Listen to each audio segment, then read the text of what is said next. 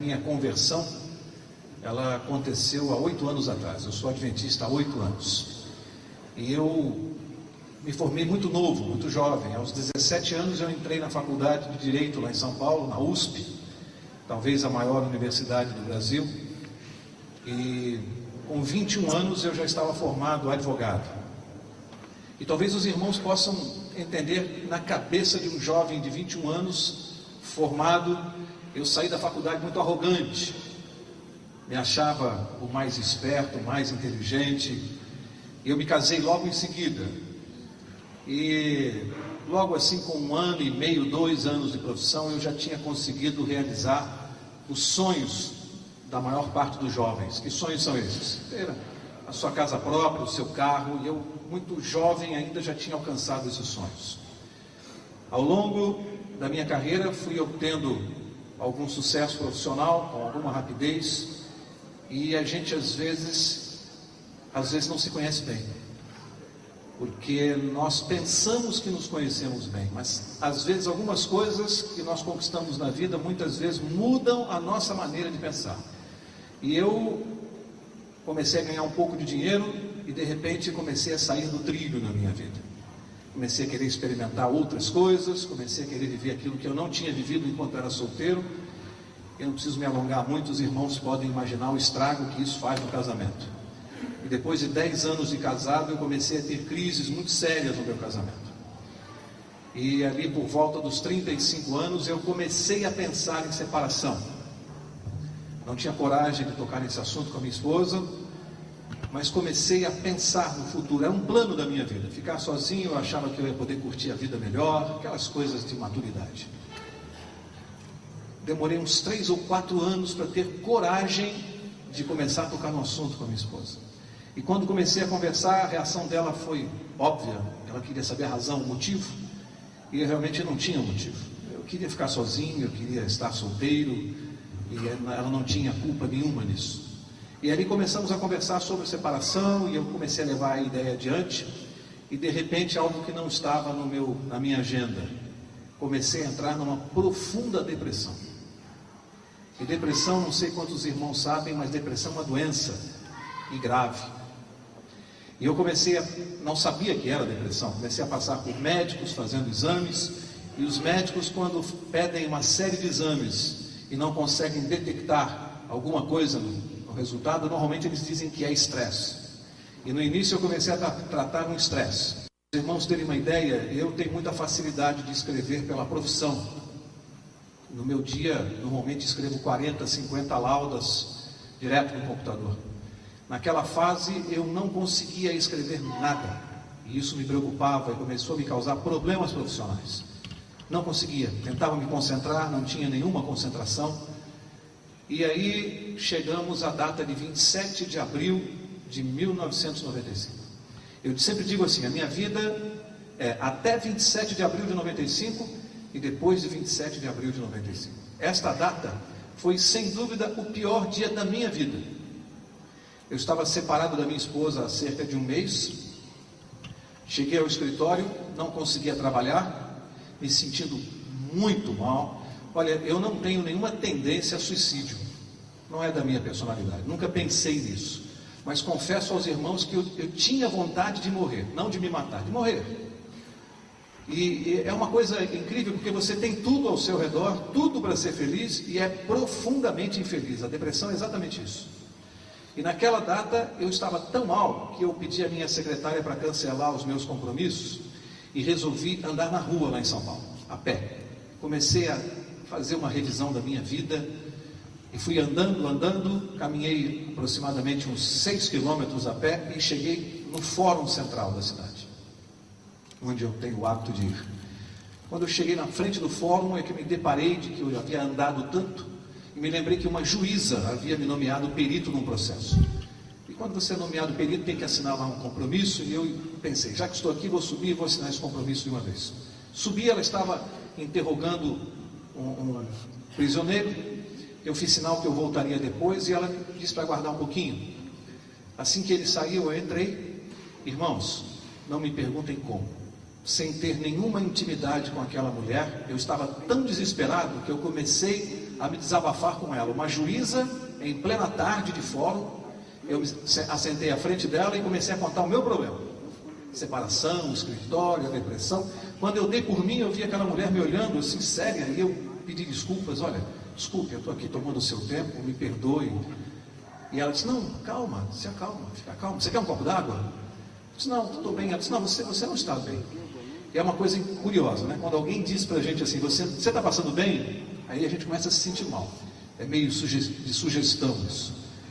E eu comecei a desabafar e de repente aquela mulher que não é cristã, não é. Ela olha para mim e diz assim, sabe de uma coisa, amor? Eu trabalho aqui todas as tardes interrogando criminosos. As pessoas se assentam aí à minha frente, contam os crimes mais bárbaros de maneira fria. Você sabe de uma coisa? Nós estamos no meio de uma guerra. Porque eu entendi que o que aquela juíza estava dizendo, aquela guerra estava dentro de mim. Eu vi isso claramente naquele momento. É como se ela explicasse o que estava acontecendo. A guerra entre o bem e o mal, entre Deus e o diabo, estava dentro de mim. E ali, enquanto ela continuava falando, eu comecei a entender o que estava acontecendo na minha vida. E numa fração de segundos eu comecei a voltar a fita da minha vida e fui vendo claramente onde o meu trem saiu do trilho. Claramente. E é uma coisa interessante. Eu nunca havia aberto uma Bíblia na minha vida até os 40 anos. Nunca. Mas é impressionante porque Deus coloca dentro de nós uma coisa que nós chamamos de consciência, mas que nós sabemos que é a voz do Espírito Santo. Sem nunca ter aberto uma Bíblia, nós podemos claramente saber quando estamos fazendo coisas erradas. É um trabalho do Espírito Santo. Claramente você sabe onde você está errando na sua vida. E eu, naquele momento, comecei a rever a minha vida e eu sabia claramente as coisas erradas que eu vinha fazendo ao longo dos anos. E foi ficando para mim muito evidente que aquilo estava tendo consequências, já físicas, não só espirituais. E ela continuou falando. No momento da conversa, ela disse assim para mim, sabe de uma coisa, Mauro? Eu acho que Deus não nos fez para sofrer. Eu acho que nós sofremos porque não fazemos a vontade de Deus. Quando ela disse aquilo, é como se explodisse uma outra bomba dentro de mim. Sofremos porque não fazemos a vontade de Deus. Explicava tudo o que estava acontecendo comigo. O que os médicos não conseguiam entender, os analistas, ela estava me falando com clareza. O meu sofrimento daquele momento, a depressão, era o resultado de más escolhas que eu havia feito na vida. Não sei se os irmãos conseguem entender como aquilo foi ficando claro na minha cabeça. Numa conversa de 10 minutos, é como se Deus tivesse usado aquela mulher e usou mesmo para falar comigo. Me despedi, cheguei na calçada e ali uma sensação que não dá para descrever. Aos quase 40 anos de idade, eu não sabia qual era o próximo passo. Eu não sabia se eu andava para a direita, para a esquerda, para trás. O que eu ia fazer na minha vida? Eu não sabia. Eu não sabia se eu devia voltar para casa, para minha mulher, se eu ficava sozinho, se eu ia para o escritório. Não sei se os irmãos têm ideia do que é sentir isso. Qual o próximo passo na vida? E ali, parado naquela correria do centro de São Paulo, por alguns minutos eu fiquei parado ali, as pessoas passando, esbarrando em mim, e eu comecei a decidir a minha vida ali. E começou a ficar claro que eu precisava voltar para casa e conversar com a minha esposa. Eu fiz isso às 3 horas da tarde. Fui embora para casa. Cheguei em casa, já não tinha mais a chave, toquei a campainha, minha esposa atendeu, olho inchado de quem estava chorando há uma semana. Ela me recebeu na porta e disse assim, o que você quer? Eu disse, eu quero conversar com você. E ela disse, Mauro, por favor, vá embora, você já me magoou demais. Ou você se abre comigo, ou nós não temos mais o que conversar. Eu entrei e comecei a tentar descrever o que estava acontecendo comigo. Logicamente, poupando a minha esposa de muitos detalhes ao longo dos anos, porque isso só magoa. Mas ela é uma mulher inteligente e foi capaz de entender o que estava acontecendo. E ali nós tivemos uma conversa muito séria, e depois de conversarmos, eu disse que eu queria voltar para casa. E eu estava convicto que era o que eu queria mesmo. E naquele momento a minha mulher olhou para mim e me fez uma pergunta que qualquer mulher faria numa situação como essa. Ela me disse assim, por quem você quer voltar para casa? Pelo Paulinho e pelo Beto? Ou por mim? Irmãos, deu 8 da noite, 9, 10, 11, eu estava com o cotovelo na janela, a ponto de, no dia seguinte eu estava com 2 manchas roxas no cotovelo. de tanto tempo que eu fiquei ali apoiado, pensando na vida. Passei pelo corredor e vi meu filho, que naquela altura, tempo ele tinha 8 anos de idade, Paulinho. E ali Deus tinha uma lição para mim. Quando eu vi o meu filho dormindo ali na cama, eu entendi que é impossível para um ser humano normal tentar ser feliz abandonando um filho. É impossível. Isso é um sentimento que Deus colocou no nosso coração, que quem tenta lutar contra isso vai ser profundamente infeliz. E ali eu comecei a entender a razão de todo o sofrimento que eu vinha passando, quer dizer, lutando contra as coisas de Deus, lutando contra tudo aquilo que Deus colocou como projeto para a nossa vida. Eu estava remando contra a maré. Passei pelo quarto, vi minha esposa dormindo. Outra lição: eu acho que fazia uns 10 anos que eu não olhava para minha mulher direito. Naquela madrugada eu fiquei olhando para minha esposa, dormindo. E ali naquela madrugada de 27 de abril de 95, eu resolvi fazer uma coisa que há muito tempo eu não fazia. Eu resolvi conversar com Deus. Sabem, como quem não está acostumado, quem não sabe como fazer isso, eu fechei os olhos ali no escuro e comecei a falar com Deus na minha mente. O que nós sabemos que hoje é uma oração, mas naquela época eu não sabia. Para mim, onde está Deus? Como se fala com Deus? E você, quando está desesperado e você quer buscar a Deus, você pode não saber como fazer isso, mas eu aprendi uma coisa: basta você clamar que Deus vem até você. E naquela madrugada ali, Deus, Jesus Cristo, com certeza veio até a minha mente, porque depois daquela noite de angústia eu comecei a sentir alguma coisa diferente. E naquela madrugada eu fiz um trato com Deus. Na madrugada de 27 de abril de 95, eu prometi a Deus que se Ele tirasse de mim o que eu estava sentindo, aquela angústia, aquela depressão, se Ele tirasse de mim, eu prometi que eu serviria para o resto da minha vida. No dia seguinte, eu trouxe as minhas coisas de volta para casa, fui ao escritório, comecei a trabalhar, e aqui é uma coisa curiosa que hoje me ajuda muito quando eu dou estudos bíblicos. Eu aprendi uma coisa importante: a maior parte das pessoas que estão perdidas aí fora, muitos são sinceros e querem buscar a Deus, apenas não sabem como fazer, por onde começar. Os irmãos já pensaram nisso? Onde está Deus para quem não conhece a verdade? Tantas igrejas oferecendo Deus, tantos centros espíritas oferecendo um Deus de cura, de milagres. Quantas religiões oferecem Deus? E a pessoa sincera, onde vai buscar? Eu quero dizer aos irmãos que naquele dia eu cheguei no dia seguinte ao escritório com a vontade de buscar Deus, sincera vontade. E comecei a pensar: o que eu vou fazer? Vou entrar em alguma igreja? E eu comecei a fazer o seguinte: cada dia da semana eu parava de trabalhar às 3 da tarde, andava por São Paulo e entrava nas igrejas. Entrei em diversas igrejas evangélicas. Entrava, sentava no fundo, assistia lá o culto de tarde, no final da tarde, ouvia aquilo e achava estranho, porque não me dizia nada. Não vou citar denominações porque não é importante, mas entrei em várias. E depois de uns 10 dias de peregrinação por igrejas, não conseguia sentir nada de diferente. Eu me lembrei de um amigo de infância, de quem eu me afastei, exatamente porque ele se transformou em pastor. Ele não fez teologia, é de uma outra denominação. Ele era pastor e eu achava ele muito chato, o Rodolfo, porque todas as últimas vezes que ele se encontrou comigo, ele só sabia falar de Jesus, com Bíblia debaixo do braço, e eu não queria saber de Jesus.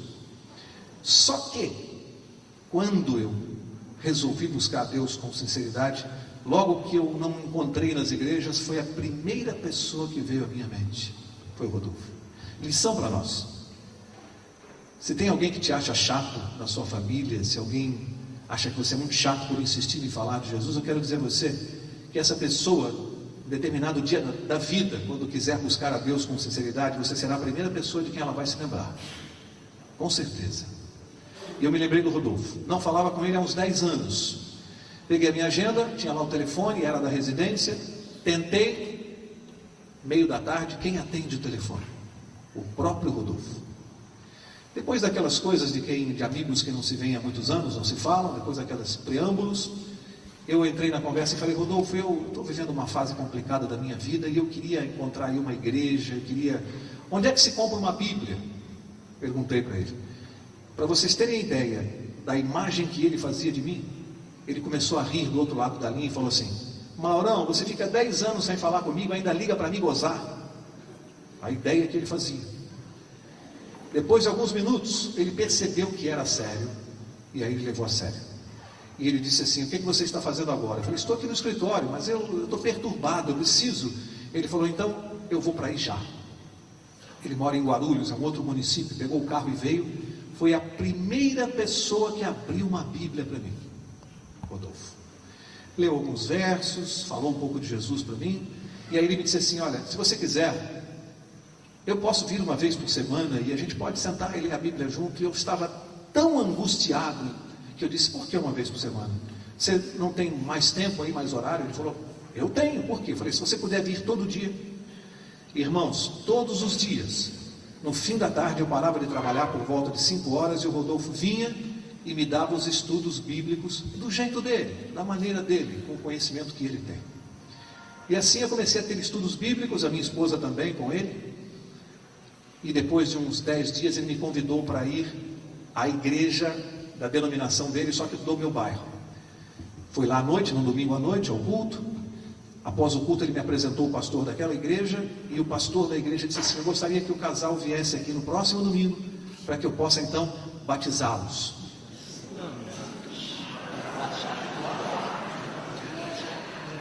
Aquilo me assustou um pouco, primeiro porque a minha reação normal foi dizer: mas eu já sou batizado. E ele ali com a Bíblia tentou me explicar rapidamente que o batismo de criança não vale, enfim, me deu umas explicações no hall da igreja ali, e marcou de eu vir me batizar com a minha esposa no domingo seguinte.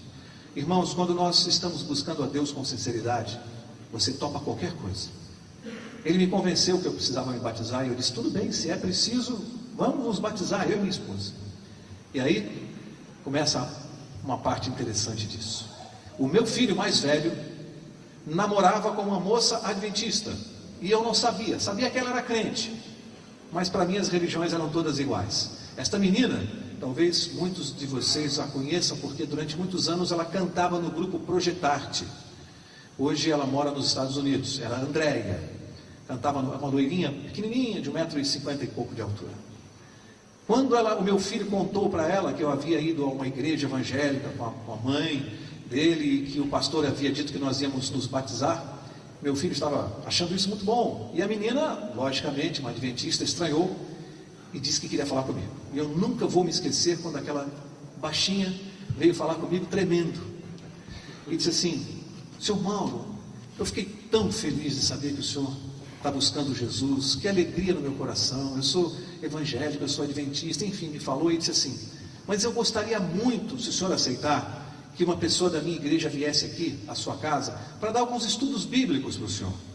E eu disse: não, tudo bem, mas eu já estou tendo estudos bíblicos há alguns dias já com o Rodolfo. E ela, sem magoar, ela disse assim: não, eu sei, é muito bom, mas eu gostaria tanto que o senhor conhecesse esse irmão da minha igreja. Ele conhece tanto a Bíblia, o senhor vai ver que coisa impressionante. Eu vi que a menina estava sendo sincera, e eu realmente estava buscando informação. Eu disse para ela: ah, tá bom, não tem problema não, com o maior prazer. Ela disse: olha, ele é muito ocupado, porque ele dá muitos estudos bíblicos. E é verdade. Eu vou ver com ele o dia que ele pode, porque o ideal é que ele dê estudo para o senhor sempre no mesmo dia e na mesma hora. Eu vou ver com ele, posso ver? Eu disse: pode ver sim. Ela foi, olha o que essa pequenininha aprontou. Ela me volta 2 dias depois assim: seu Mauro, eu falei com o Moisés na minha igreja, e ele tem dado tantos estudos, que o único dia que ele pode dar estudos para o senhor é domingo, às 19 horas.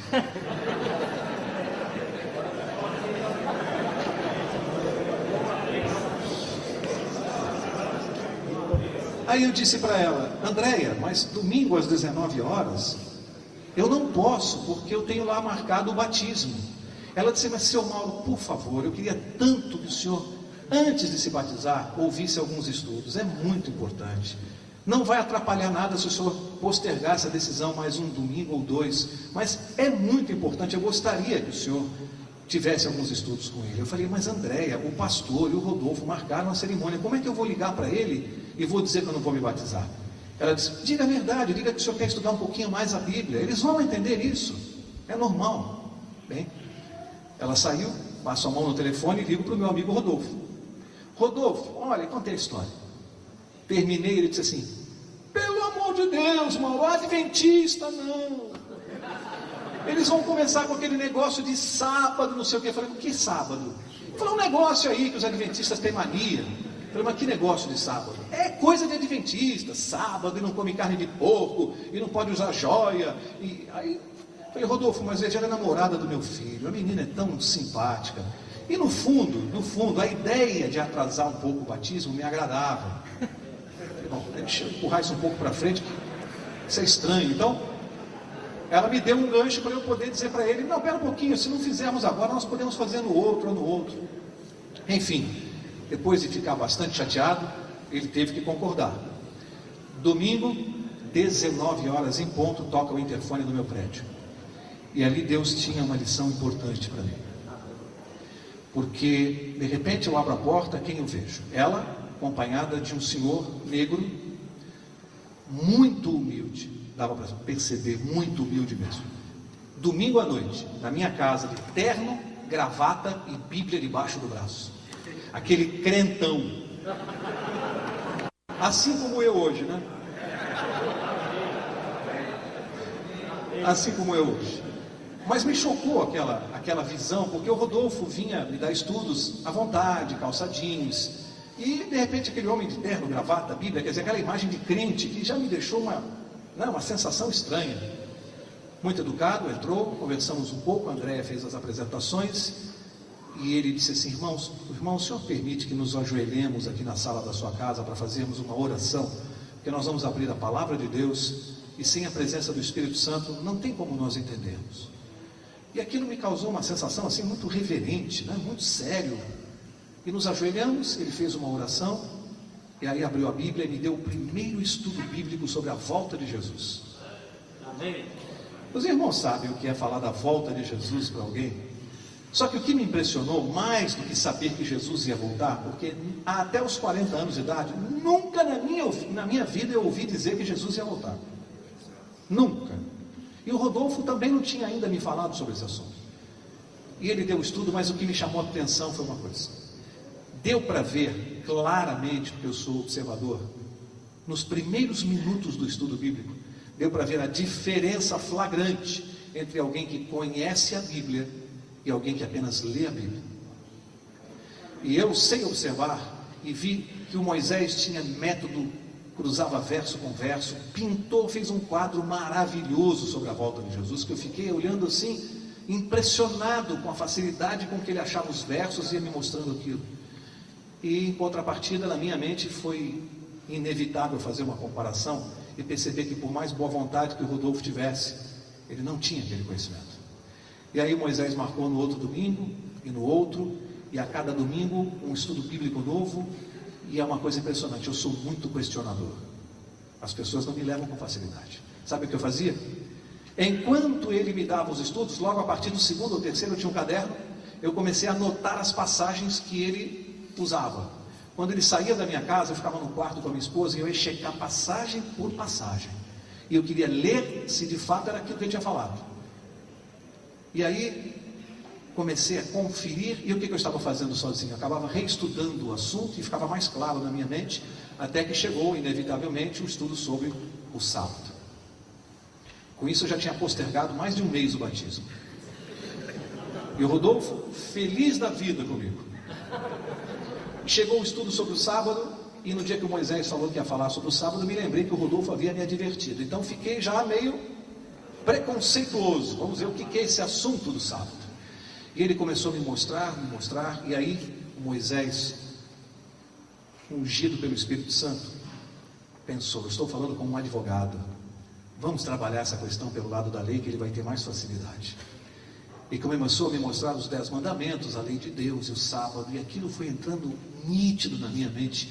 E ele foi embora, eu relia os versos, ele me deixou. Ele fez o seguinte: como ele percebia que eu anotava, a partir do 4º ou 5º estudo, ele trazia uma apostilinha com todos os versos que ele ia usar e já me dava. Isso é para o senhor não ficar perdendo tempo de anotar, acompanhe aqui comigo. Só que ele me deixou os versos todos. Bom, Terminado o estudo, ele foi embora. Eu olhei no quarto para minha esposa e dissemos assim: e agora? Essa questão do sábado é séria, está na Bíblia. E aí ela disse assim: peraí que eu vou pegar a Bíblia católica da minha mãe, que eu acho que na Bíblia católica é diferente. Falei: pega lá. Ela foi, pegou, abrimos em Êxodo 20, e qual não foi a minha surpresa, que era a mesma coisa. Eu disse: mas peraí, estudei em colégio católico, e eu aprendi outra coisa, não era isso, guardar domingos e festas, peraí. E vi que a Bíblia católica tinha a mesma redação. Aí, no dia seguinte, digo para o Rodolfo: Rodolfo, esse assunto do sábado aqui é um negócio sério. Ele falou: Mauro, não vai dizer que você entrou nessa. Eu falei: Rodolfo, é um assunto, ele me deixou aqui 50 versos do Velho Testamento ao Novo Testamento. E o Moisés, muito inteligente, sabia que eu havia contado a história do Rodolfo para ele. De propósito, ele já me deu o estudo e já disse assim: olha, os que contestam vão usar estes e estes versos.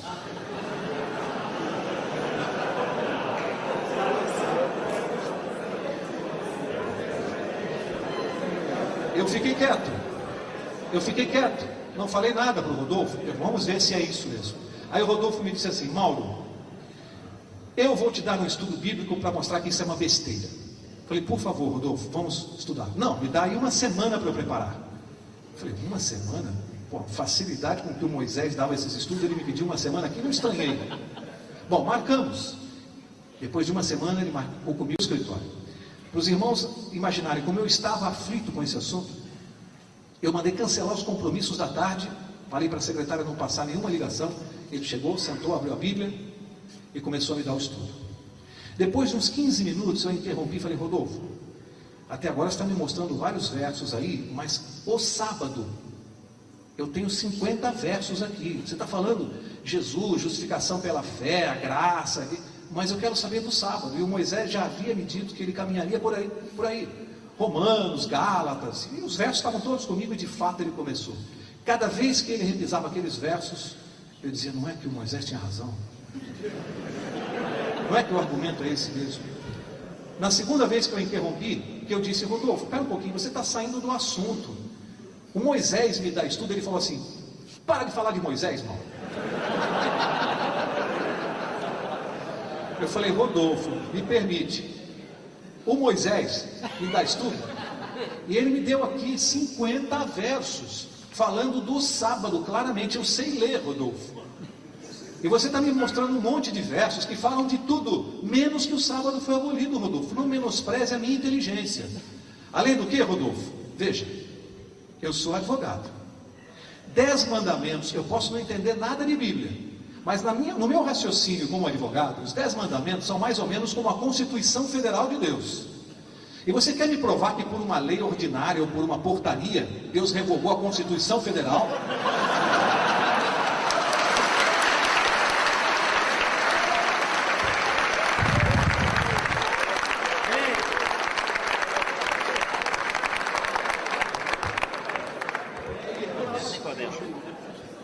Quando eu acabei de dizer isso, sabe o que ele me disse? Ele disse assim: você está interrompendo e atrapalhando o meu raciocínio. Eu falei: meu irmão Rodolfo, é que você está me mostrando versos que... Desculpa o que eu vou te falar, Rodolfo. O Moisés tinha me mostrado todos os versos que você usava. Estão todos aqui. E eu já li antes de você me dar. E não dizem o que você está dizendo, dizem outra coisa, Rodolfo. Ele disse: Mauro, posso concluir? Por favor, não me interrompe, senão não vai ficar, não vou conseguir. Eu fiquei quieto e ele falou mais uns 40 minutos. E eu de propósito fiquei calado ali. Depois que ele terminou, ele ficou olhando para mim. Eu falei: Rodolfo, tudo o que você tinha para me dizer a respeito do sábado, você já falou? Ele disse assim: mais claro do que isso ainda você quer, Mauro? Eu falei: Rodolfo, meu amigo do coração, meu querido amigo, eu gosto muito dele. Rodolfo, tudo o que você tinha que me mostrar para dizer que o sábado foi abolido, é isto que você me mostrou. Ele disse: Mauro, pelo amor de Deus, se um estudo tão claro como esse você não entendeu. Eu disse: querido amigo, eu quero te comunicar uma coisa. A partir desta data, eu sou um adventista do sétimo dia.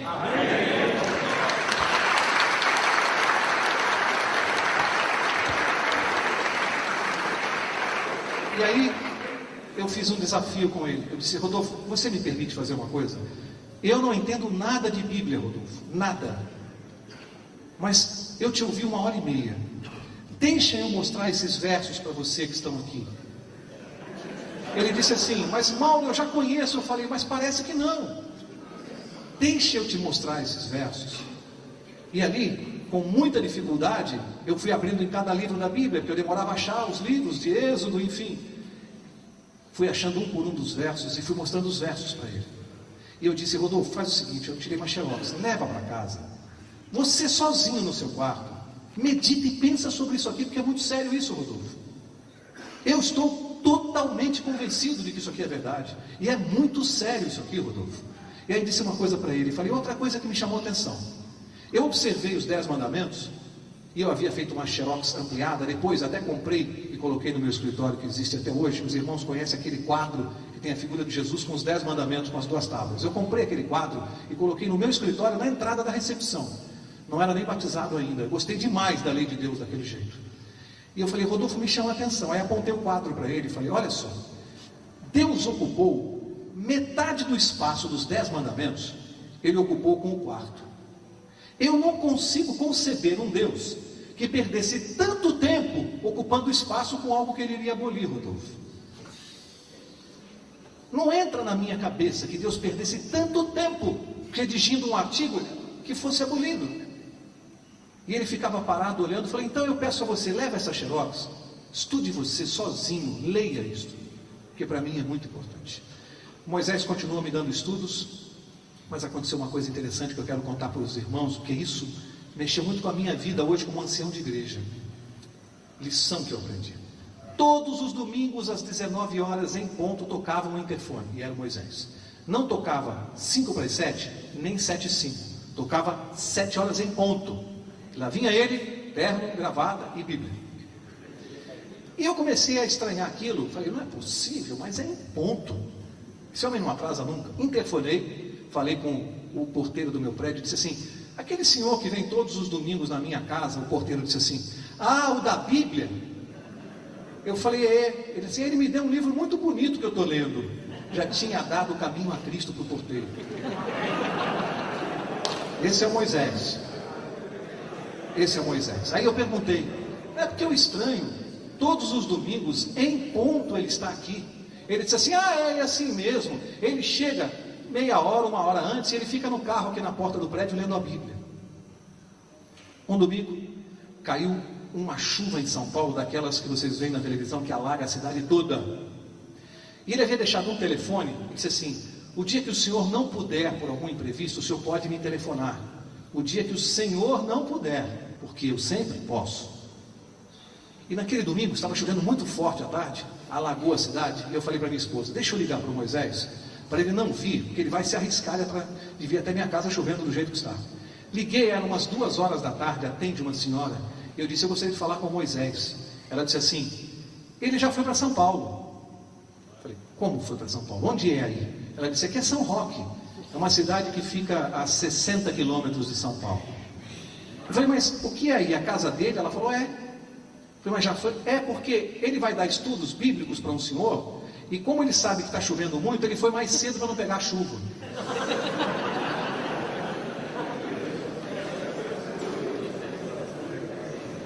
Este foi o homem que Deus escolheu para colocar na minha vida. Sabe, irmãos, eu quero dizer uma coisa para os irmãos. Eu tenho certeza que Deus tem um exército aqui na terra. Tem soldados, cabos, tenentes, capitães, coronéis. Eu não tenho dúvida do que eu vou dizer aos irmãos.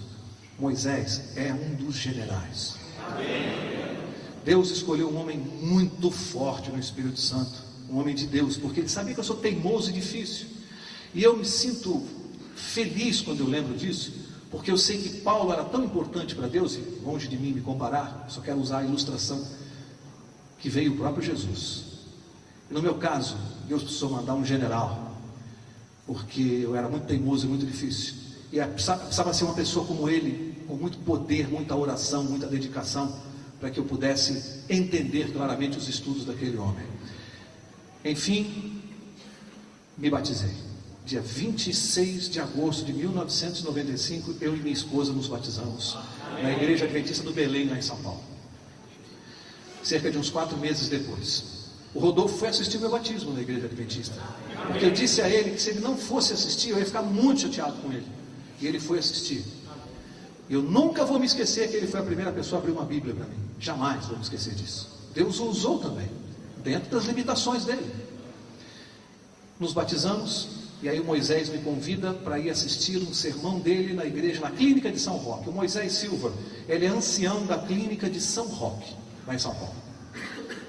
Me convidou para assistir e em seguida almoçarmos na casa dele. Eu fui com a minha esposa, assisti o sermão dele e fomos até a casa dele em São Roque. Irmãos, poucas vezes na minha vida eu entrei num lar tão pobre.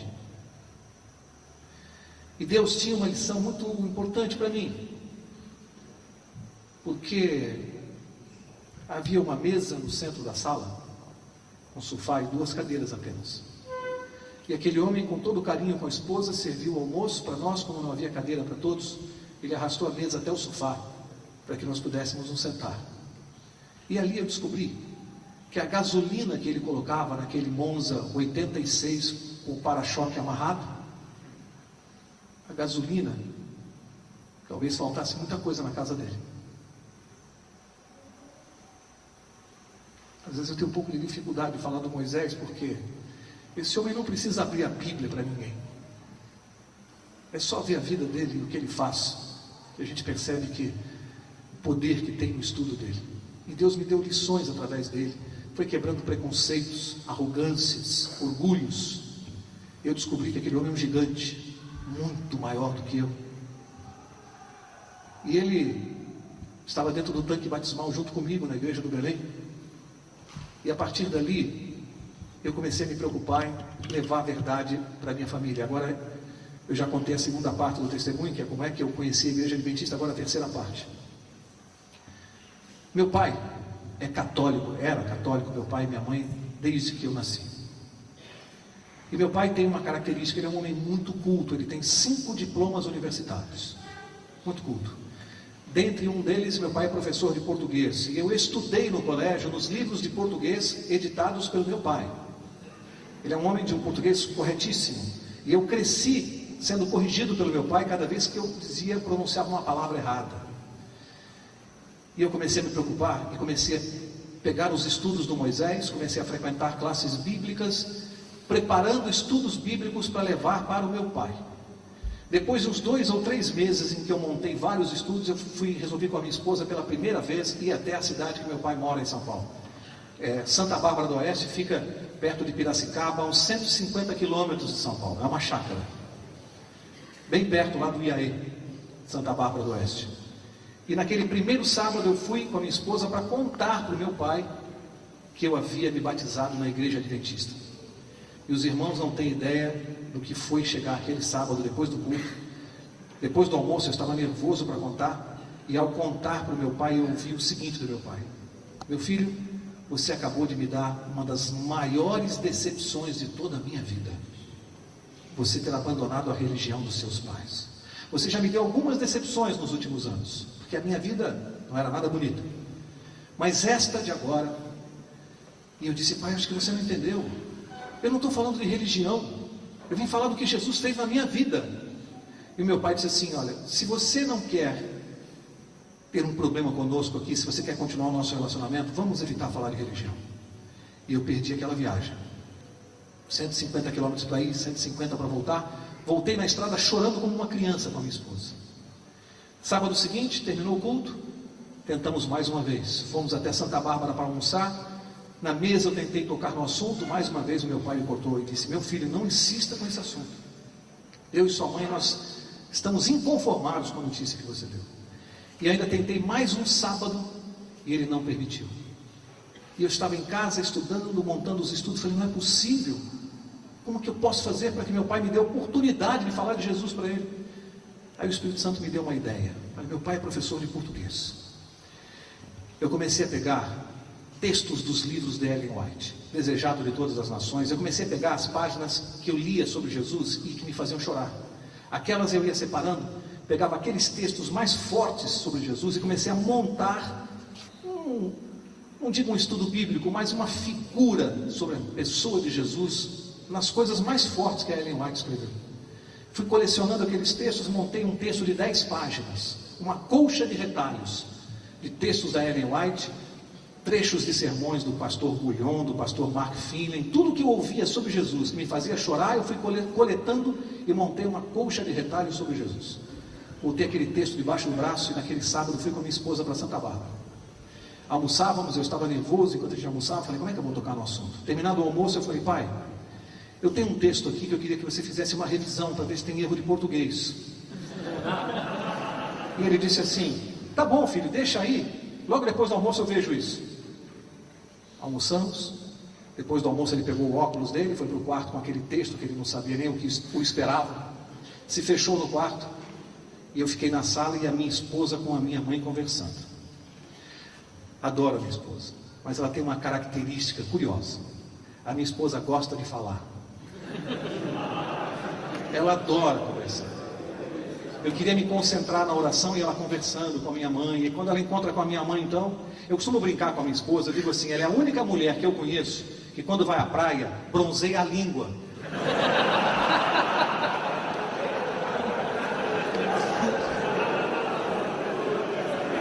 Ela adora conversar.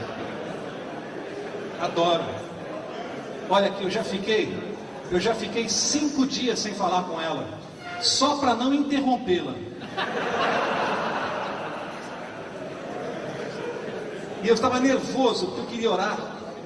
E ela continuava conversando com a minha mãe, alegres, e eu nervoso ali, e o tempo foi passando e meu pai no quarto. Irmãos, depois de 1 hora e meia, ele abre a porta do quarto, vem para a sala. Meu pai muito duro, mas ele não conseguiu esconder que os olhos estavam vermelhos. Ele tinha chorado no quarto, eu conheço meu pai, deve ter ficado uns 15 minutos esperando secar, para não me mostrar. Mas o texto era muito forte, e ele chorou. Aí sentou, olhou para mim e falou assim, erros de português, né?